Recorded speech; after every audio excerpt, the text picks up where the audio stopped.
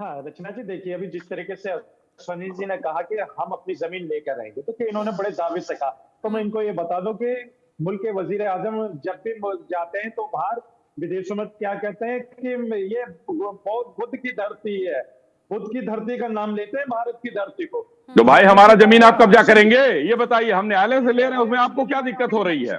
अश्वनी जी बात सुन लीजिए, जो मैं कह रहा हूँ मैंने बड़े धैर्य से आपको सुना, आप भी सुन लीजिए। मैं ये कहता हूँ कि जब मुल्क के वज़ीर-ए-आज़म कहते हैं कि बुद्ध की धरती है, तो जब यहाँ पर अगर सर्वे होगा, तो बुद्ध की धरती पे कितने बुद्ध के मंदिरों को तोड़कर नए मंदिरों का निर्माण किया गया, हुँ, वो सारे तथ्य सामने आएँगे, आप चिंता मत कीजिए। इतिहास हमेशा दोहराया जाता है। आज आप मस्जिदों के नीचे मंदिर तलाश कर रहे हैं, एक वक़्त ये आएगा कि मंदिर के नीचे मंदिर तलाश करा जाएगा और आने वाले 100 साल, 200 साल, 300 साल फिर किताबें आएँगी। उन किताबों में ये होगा कि हाँ, हुँ, देखिए यहाँ पर पूरे मस्जिद थी, हुँ, वहाँ पर मस्जिद को हटाकर मंदिर बनाए गए। ये तो हुँ। प्रक्रिया चलती रहेगी। बस यही लेकिन काम मैं बाकी कहता रह हूँ गया इस है। प्रक्रिया बस यही से काम इसी बाकी रह गया प्रक्रिया है। को ना मैं तो कह रही हूँ बस यही काम इसलिए बाकी रह गया है। देश में और सारे मसले साइड हो गए हैं। बस यही एक काम बाकी रह गया है। महंत शुभम गिरी जी, साधु संत ऐसे होते हैं जो बड़े शांत स्वभाव के होते हैं, जो लोगों तक सही उपदेश और प्रचार पहुंचाते हैं, उन तक अपना अच्छा संदेश पहुंचाते हैं ताकि एक बड़े तबके का विकास हो सके, मानसिक विकास हो सके और वो धर्म से जुड़े। लेकिन क्या दंगा फसाद भी सिखाते हैं? क्या लड़ना भी सिखाते हैं? क्या जान देना और लेना भी सिखाते हैं?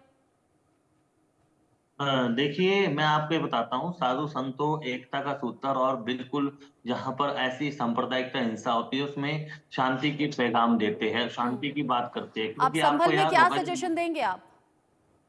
संभल में मैं पहले तो वहाँ की आम जनता से अपील करता हूँ कि शांति बना के रखे हम्म, और जो सर्वे टीम है उसका भी सहयोग करें और इस तरह से घटना ना हो, किसी के अफ़वाह में ना आए। पहले तो अफ़वाह बहुत फैलती है। हम्म, कल भी मेरे को व्हाट्सएप में किसी अन्य धर्म के खिलाफ भी ऐसे मैसेज आए क्योंकि मैंने तो आज तक जो इस देश में पढ़ा है, गुरु नानक देव जी को भी फॉलो किया। उन्होंने कहा है कि अवल अल्लाह नूर बखाया कुदरत दे सब बंदे, एक नूर सब जग उपजा कौन भला को मंदे। हम्म, मैंने शहीद आजम भगत सिंह जी को भी पढ़ा, हम्म, मैंने राम मनोहर लोहिया जी को भी पढ़ा और साथ में मैंने अटल जी को भी पढ़ा। ऐसा बात नहीं, हम्म, अटल जी भी इस चीज में बहुत वो थे, एक्टिव थे और मैंने स्वामी वामदेव जी को भी पढ़ा। लेकिन हम चाहते हैं कि इस तरह से घटना देश में ना घटे। हम्म, हम हाँ, जो न्यायालय में जाता है, जिसका अधिकार है, जिसने कोई तथ्य प्रमाण, प्रत्यक्ष प्रमाण, हाँ, न्यायालय भी कागज देखता है। आपको ये बता दूं रचना जी, हम्म, आगरा में जो ताजमहल है, हम्म, पूज्य पाद ब्रह्मलीन ज्योतिष हम्म, एवं द्वारका अधीश्वर जगत गुरु शंकराचार्य स्वामी स्वरूपानंद जी का दावा था कि वहां पर शिवालय है, हाँ, वहां पर शिव जी को हटाकर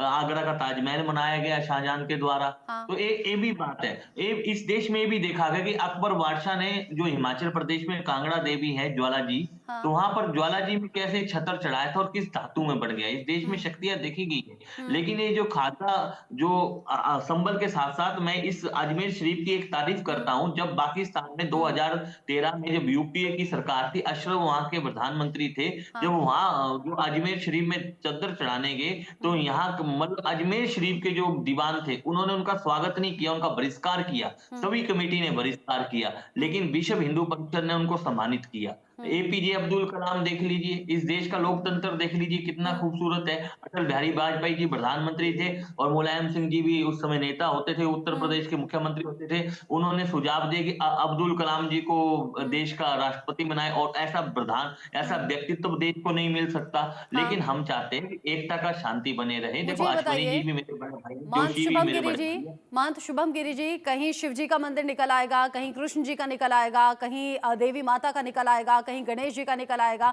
ये अलग अलग मंदिर हैं जिसको लेकर अब दावे अलग अलग तरीके से पिछले कुछ साल देखो में सामने आ रहे हैं। मुझे ये बताइए, जिन हमें भगवान के मंदिर होने का हम दावा कर रहे हैं, मैं आपसे पूछ रही हूँ महंत शुभम गिरी जी, जिन भगवान के मंदिर होने का हम दावा कर रहे हैं, भगवान के बनाए हुए हम सब इंसान हैं, चाहे वो किसी भी धर्म का हो।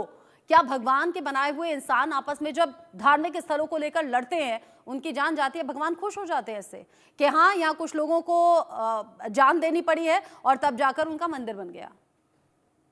देखिए, मैं आपको बताता हूँ, जो पहले मुगल दौर में सोमनाथ का मंदिर था, उसका मसला हल हुआ हम्म, आज़ादी के बाद। हम्म, उसके बाद देखिए अयोध्या का मसला 500 साल के बाद हल हुआ। हम्म, अब कृष्ण जन्मभूमि और बनारस का मसला है, वो भी हल हो जाएगा। हम्म। इन न्यायालय के ऊपर हमें विश्वास है और न्याय मतलब प्रक्रिया मुसलमानों चल की रही है। भावनाओं से आपको कोई मतलब नहीं?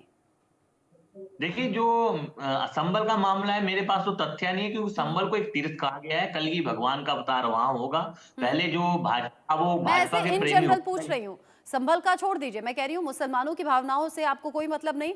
कोई 100 साल से, कोई 200 साल से अगर किसी मस्जिद में जा रहा है पीढ़ी दर पीढ़ी, तो उनकी कोई भावनाएं नहीं? देखिए, मैं तो प्राचीन मस्जिदों को नहीं कहता, नई मस्जिदों में तो ऐसा विवाद नहीं हुआ। प्राचीन मस्जिदों का जो विवाद है, मेरे पास अगर कोई तथ्य होगा तभी तो मैं कोर्ट में पेश करूंगा।